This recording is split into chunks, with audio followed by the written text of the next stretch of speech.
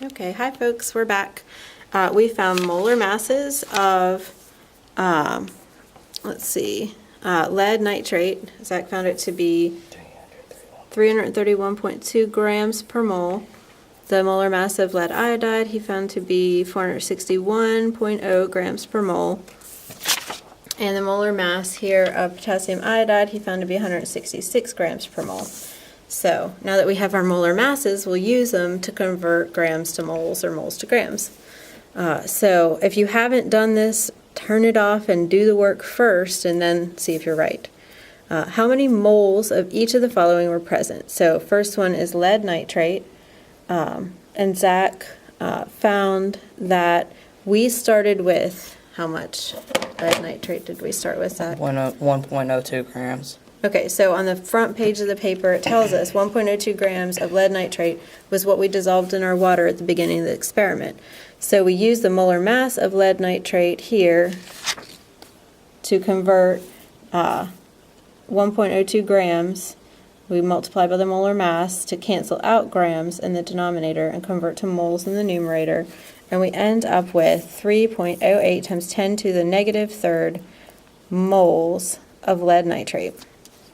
Then we do the same for potassium iodide. How many moles do we start with? Well, we know we started with 3.11. Yep, 3.11 grams of potassium iodide. So we take those grams, convert them to moles using the molar mass. So we know the molar mass is 1 mole of potassium iodide for every 166.0 grams. So we find that we used 0.0187 moles of potassium iodide. Then we have to find the mole ratio. So Zach, tell us how we found the mole ratio between potassium nitrate and, lead nitrate and potassium iodide. So there's 1 mole of potassium nitrate. You can write the balance. I mean, we balanced it on your paper, but apparently not on this one, so go ahead and write it in. Oh. There's 2 here, and there's a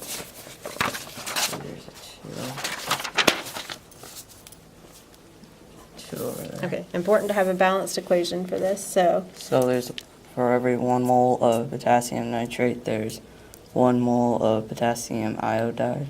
And then for every 2 moles of potassium iodine, there's 2 moles of potassium nitrate. Right. So when you do this reaction, exactly what Zach said, if you have 1 mole of lead nitrate, it takes 2 moles of potassium iodide to fully react with it. And that'll produce only 1 mole of lead iodide. But we have to figure out how many moles we actually had. So anyhow, the stoichiometric coefficients here, 1 mole of lead nitrate to 2 moles of potassium iodide.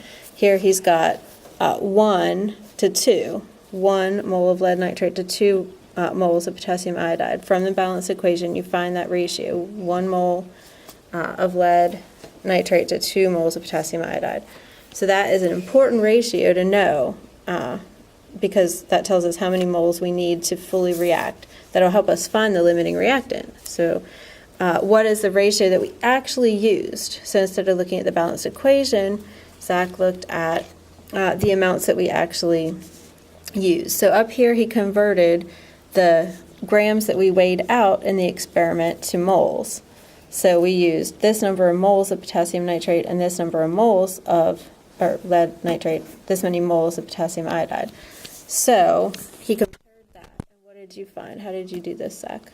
We took the amount of the 3.08 times 10 to the negative third, and then 0.0187 of the